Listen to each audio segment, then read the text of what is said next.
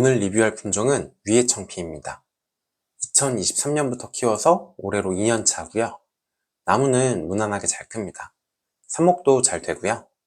열매 크기는 소과, 중과, 대과로 나눴을 때 대과종에 넣을 만큼 큰 건 아니지만 중과종 중에서는 큰 편이에요. 잘 보이진 않지만 배꼽에 꿀이 맺혀 있네요. 여기는 꿀이 좀 더 잘 보이네요. 집으로 열매를 가져왔고요. 무게는 평균 53g 정도 나오네요. 보통 제 환경에서는 40에서 50g대가 가장 많이 나오는 것 같아요. 갈라보면 속살은 오늘은 노란색에서 갈색에 가깝네요. 가끔 보면 위에청피를 아드리아틱 타입으로 착각하시기도 하는데 위에청피는 아드리아틱 타입은 아니에요. 아드리아틱 타입이 뭐냐면 신품종 무화과 중에 겉은 초록색이고 속살은 빨갛고 상큼한 맛이 단맛이랑 잘 어우러지는 품종들이 있어요. 대표적으로 스트로베리 베르테, JHA, 화이트 마데이라가 있고요. 위에청피는 이런 무화과랑은 좀 다른 계열입니다. 씨앗이 씹히는 식감이 강하진 않고요. 단맛이 강한데 왜 눅진한 맛이라고 하죠. 특별히 다른 맛 없이 단맛이 강하게 느껴집니다. 이 품종을 극찬하시는 분들이 계신데 제 입맛에는 달기만 하고 아무 매력이 없어요. 솔직히 왜 그렇게 높게 평가하는지 잘 이해가 안 되네요.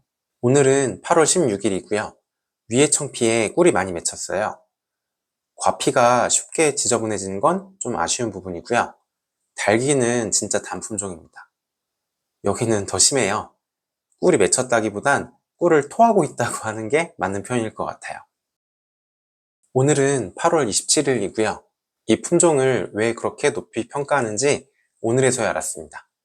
지금 이 사진 속 모든 열매가 위에청피예요.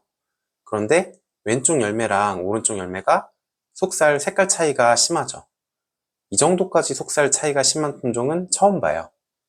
왼쪽 열매는 딱 알맞게 익은 상태고 오른쪽은 완숙해서 2, 3일 정도는 일찍 졌다고 할 수 있는데 왼쪽은 앞에 말씀드린 대로 눅진한 단맛만 남은 상태고요. 오른쪽은 달면서도 상큼한 맛이 강해서 깜짝 놀랄 만큼 맛있었어요.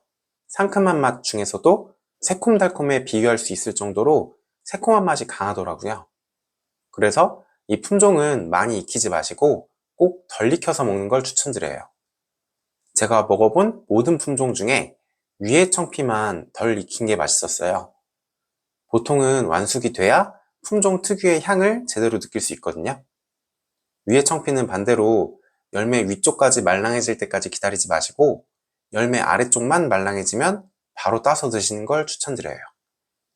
이 위에청피라는 이름은 중국의 위에지방, 그러니까 웨이하이에서 재배되는 초록색 과피 무화과라는 뜻이거든요. 물론 무화과 원산지는 중동과 지중해 지방이기 때문에 중국 토착 품종은 아니고 옛날 언젠가 원산지에서 중국으로 유입된 거죠. 옛날에는 먹고 살기 힘든데 이 위에청피를 당연히 취미용으로 재배한 건 아니고요. 농업으로, 그러니까 상업 재배를 해온 품종이에요. 지금도 위에지방에 가면 이 위에청피가 대표 특산물이라고 하더라고요. 이렇게 마트에서도 팔고 그냥 길바닥에서도 막 깔려 있다고 하니까요.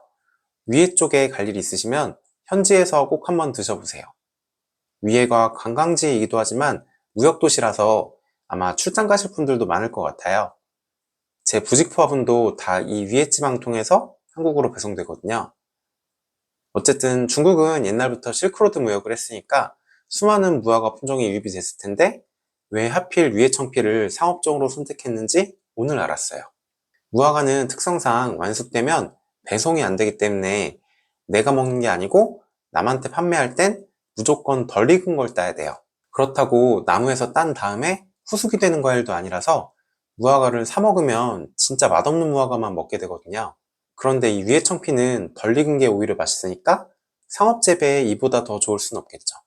다른 품종들은 사 먹으면 알 수 없는 맛을 맛보기 위해서 최대한 잘 익혀서 따는데 이 위에청피만큼은 저도 앞으로 무조건 덜 익혀서 따려고요. 그 다음에 또 하나의 특징이 배꼽이 잘 벌어져요. 지금 이 사진도 배꼽 쪽이 다 벌어져 있죠. 저는 부직포 화분이라 어떤 품종이든 열과가 거의 없는데 아마 일반 플라스틱 화분에 키우면 위에청피는 열과가 좀 있을지도 모르겠어요. 하지만 큰 상관은 없을 것 같은 게 어차피 덜 익혀서 먹을 거니까 열매가 완전히 터지기 전에 수확할 수 있을 것 같아요. 그래서 상업 재배할 때도 배꼽이 벌어지는 특성이 크게 문제가 없을 것 같고요. 종합평가를 해보면 착과 문턱은 A예요. 열매는 굉장히 쉽게 잘 생기고요. 풍산성도 A입니다. 올해 40리터 부직버분에서 36개가 달렸어요. 이 정도면 제가 키우는 약 30개 품종 중에 상위권입니다. 그 다음에 열매 맛은 B를 주긴 했어요. 근데 단순히 B가 아니고 덜 익었을 땐 A고 다 익으면 C예요. 그래서 평균으로 B를 줬고요. 덜 익은 거 먹었을 땐 진짜 맛있었어요. 거의 모든 품종 중에 5손가락 안에 꼽을 정도로 맛있었거든요. 그런데 그렇게 맛있는 때 따려면 계속 신경 써야 되겠죠. 그래서 개인적으로 저는 이렇게 편차가 심한 품종을 높게 평가하진 않아요.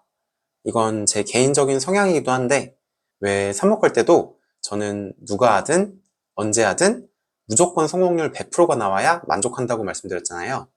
그런 면에서 위의 청피는 최고의 맛을 볼 수 있는 날짜 범위가 좁다는 게 좀 아쉽긴 해요. 날씨나 품종 따라서 다르긴 하지만 보통 열매가 익는데 6일 정도 걸린다고 하면 위의 청피는 예를 들면 익기 시작한 지 딱 4일째 이런 식으로 특정 날짜에 따야 된다는 얘기거든요. 물론 이 4라는 숫자는 제가 그냥 예시로 말씀드린 거고 정확히 며칠째인지는 그때그때 달라서 저도 잘 몰라요.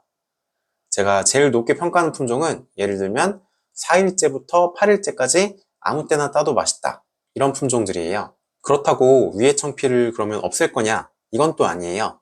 세상에 무화과 품종이 1000개도 넘기 때문에 저는 마음에 안 드는 품종은 칼같이 없애는데 위의 청피는 맛있을 때 너무 맛있었어요.